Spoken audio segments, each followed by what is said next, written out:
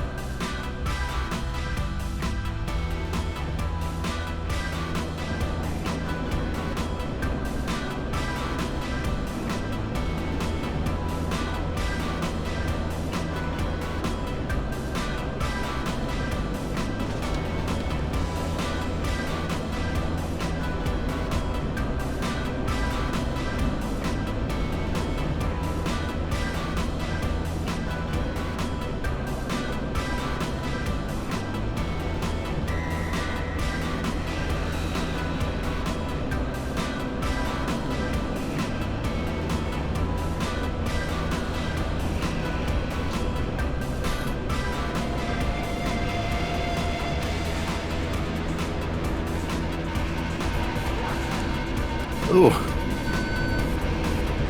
I didn't think. I didn't think you'd have the. I didn't think you'd have the energy to come up on me there. This thing's got some energy on it. Was that you, BF5? Jesus. Fall apart, man. No, this is the Viper. Oh. Run out of gas though, so I'm gonna catch this.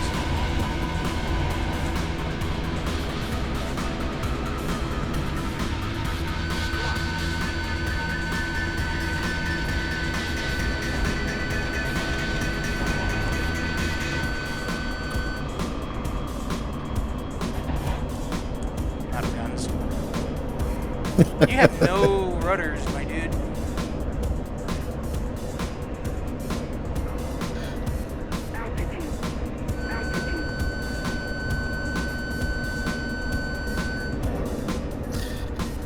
Well, see if I can outlast you, fuel-wise. Yeah. I saw that. Yeah.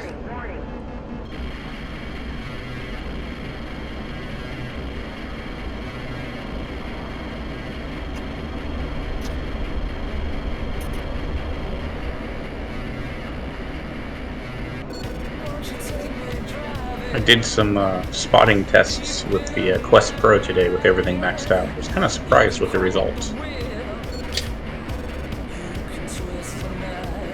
What's the difference between the Pro and the regular Quest? You mean in terms of the distance spotting? Just everything. I don't know anything about it.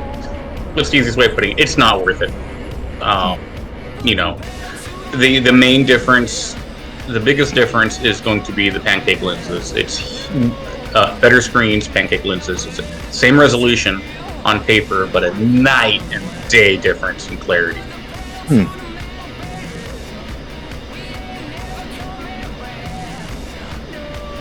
In DCS, the Pro versus the G2, just in terms of visuals, Pro hands down. Not even an argument. I'll take the Pro any day, every day. The only reservation I have about the Pro right now is fitment and comfort, which I'm still working on. If I don't get that solved, then I'll return it. It makes the Quest feel downright luxurious stock.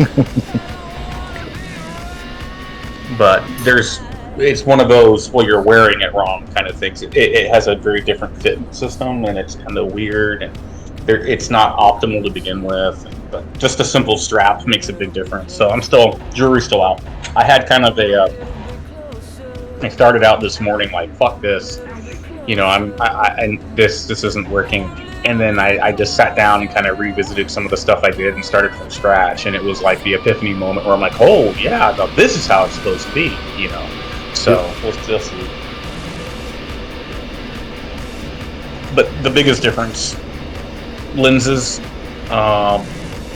the screen quality. It has a more sophisticated AR capabilities. AR is color, so your pass-through is all color, which is actually quite useful. It's far from perfect, but it's terribly useful. And the controllers are self-tracking. The controllers by themselves you can buy under $300, and everything's chargeable and whatnot. So, what it does mean is the Quest 3, unless they completely do something stupid, is going to kick ass.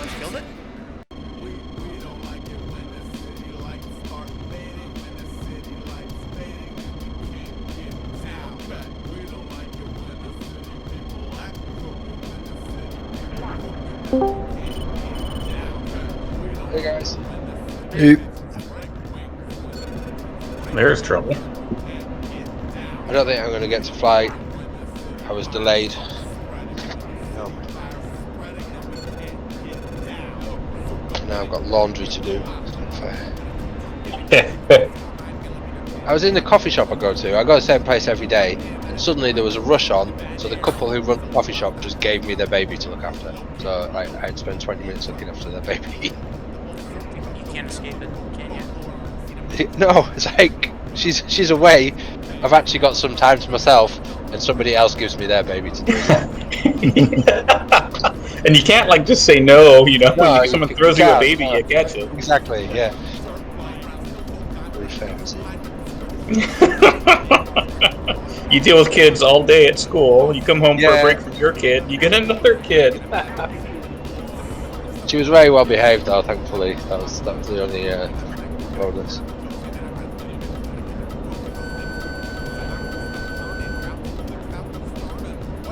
Got so much laundry to do now. It's unbelievable. It never stops.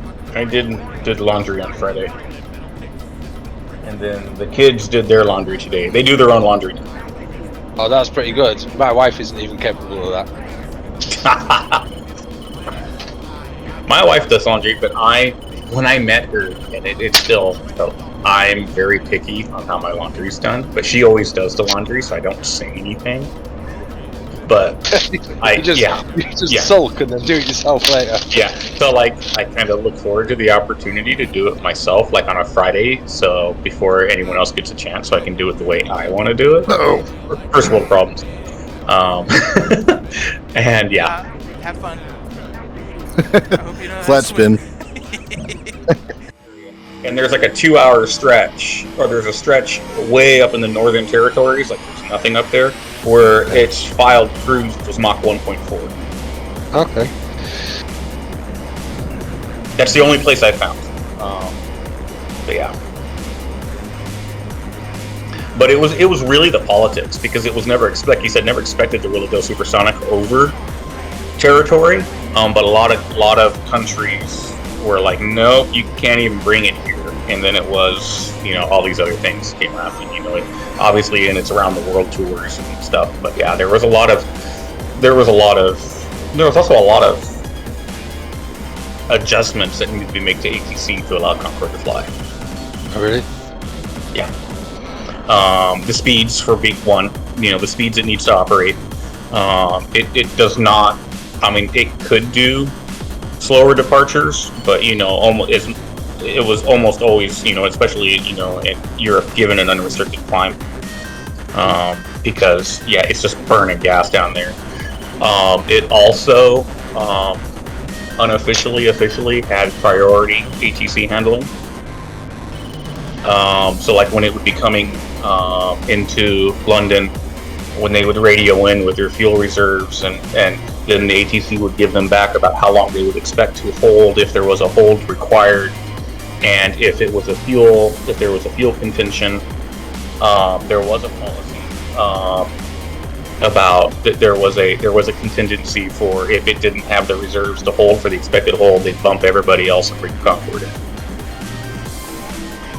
Oh, as a British person, we expect that kind of treatment anyway. Well, it's also because it operates on such thin margins of fuel. It doesn't have it can't loiter for 30-40 minutes. Usually I think they would plan for 20, but and it still needed to be able to get to an alternate. But if it burned more fuel because at the altitudes it flew out, if the troposphere it changed with temperature where the troposphere was and all this other stuff, it could affect its fuel burn. So yeah, it was a little. It was special. Yeah, and like it's notable that as soon as it had an accident, they just killed it straight away, and like there wasn't. It flew again 2 years later. It flew again 2 years later. Then they canceled it. But I think they flew it again. They would have loved to have killed it, but I think they kind of had to. Is that kind of get on the saddle, so to speak, afterwards? Yeah, there wasn't much resistance to it. Like in England, I remember when the accident happened, like, straight away all the coverage was like, it's time for Concorde to be done. And there must have been a reason behind that. But like I said, the issues that brought down the Concorde, I think, were also addressed in the B model. Which, like I said, the Concorde that we got was 11 run 13. And then they planned on production immediately of the B with the upgrades I mentioned, and then that never happened because of the politics. They couldn't sell the airplanes. No one could buy them, and it had a lot of differences in it. But yeah, the crash of the Air France Concorde, would that be considered the fault of Concorde? Oh, what do you mean? Because. Wasn't it an unavoidable thing? The problem was with the previous plane and the runway not being looked after properly. Well, the fact that there had been issues with Concordes getting punctures before, and there were workarounds that were designed but never implemented. It was a weakness on the aircraft. That was a fight. Yeah, Yeah, that was a good one. That was a really good one. But it is. And there was guns and stuff. Yeah. Nope, it doesn't hurt at all. It doesn't hurt at all. I can take it. It's not too loud. His ears are bleeding. Interesting. I was waiting to see how long it took you to do that. We're gonna find out if that was a good idea, which it fucking isn't.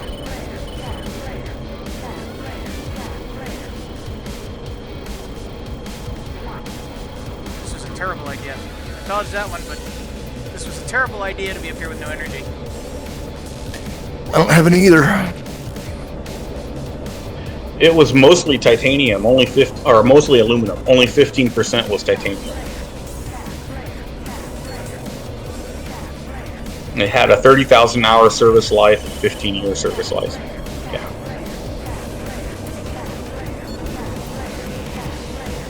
It was a bad shot, but I figured I'd take it. Don't worry, I'm sure you'll get me with the gun somehow. Oh my god, this thing I think could carry more fuel than the Concorde weighed. 125 tons. The Concorde I think maxes out at 180 or 186 tons, I think, is its max takeoff weight. And this thing had 198 tons, and then the other model had 125 tons. Much bigger?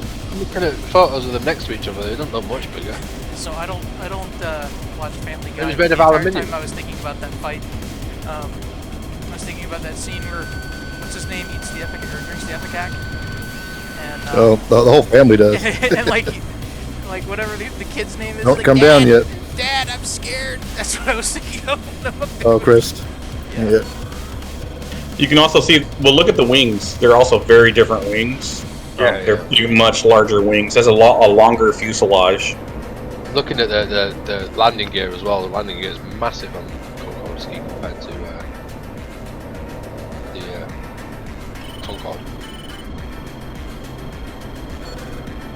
It's because they probably have to land it on a street.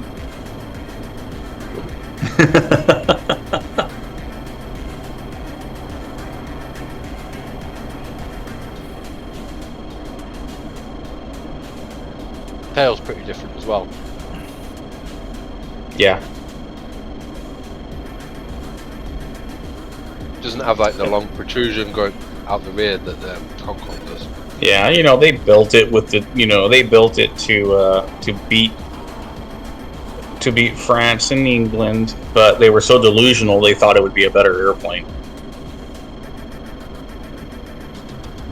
Well, they were in a position where they could just tell people it was a better airplane and no one would argue. Yeah.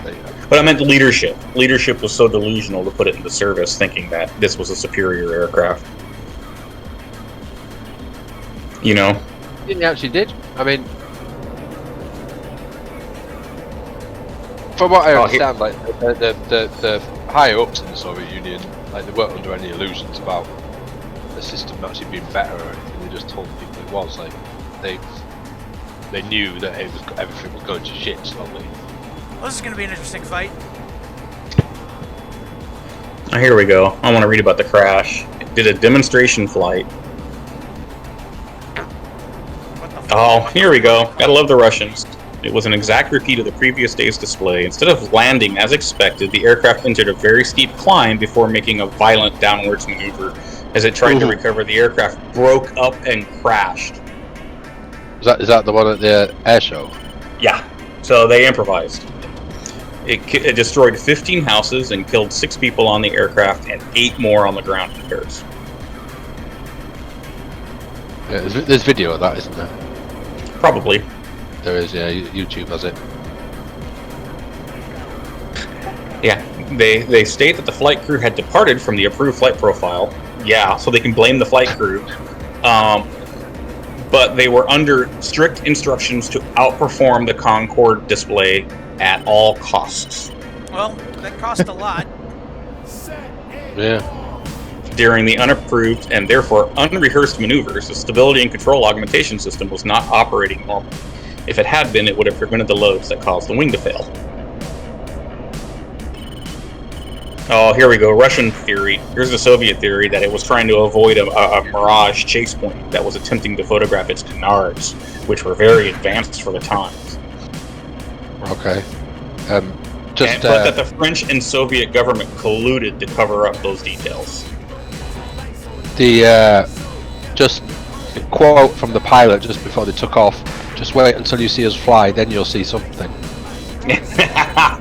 What is it about, and we always joke that Americans are cowboys? No, it's the Russians, man. Those guys. So this is some ace combat shit that's going on right now. They go to Trump School of Improv. Yeah, have you seen all those low pass videos of that tends to be Polish, to be honest, doesn't it? But the low pass videos of the Russian the Soviet bombers, crazy. Oh, here we go. Here's another theory. Of course, these are all crazy. Misinformation on part of the Anglo-French design team. The main point of this theory is that the Anglo-French team knew the Soviet team was planning to steal the design plans of the Concorde and allegedly passed substituted blueprints with a flawed design to the Soviets. The case of plane contributed to the imprisonment by the Soviets in 1963 for spying and was imprisoned. Oh my God. Whatever it takes, man. Some great YouTube comments. If this crash hadn't occurred, the aircraft would have become a huge success and highly profitable. A true airline for the working public. Yeah. No. Screaming would have been unbearable. Well, you couldn't. Well, hey, just think, our complaint rate dropped to like 0.3%. They can be complaining all they want. We can't hear them.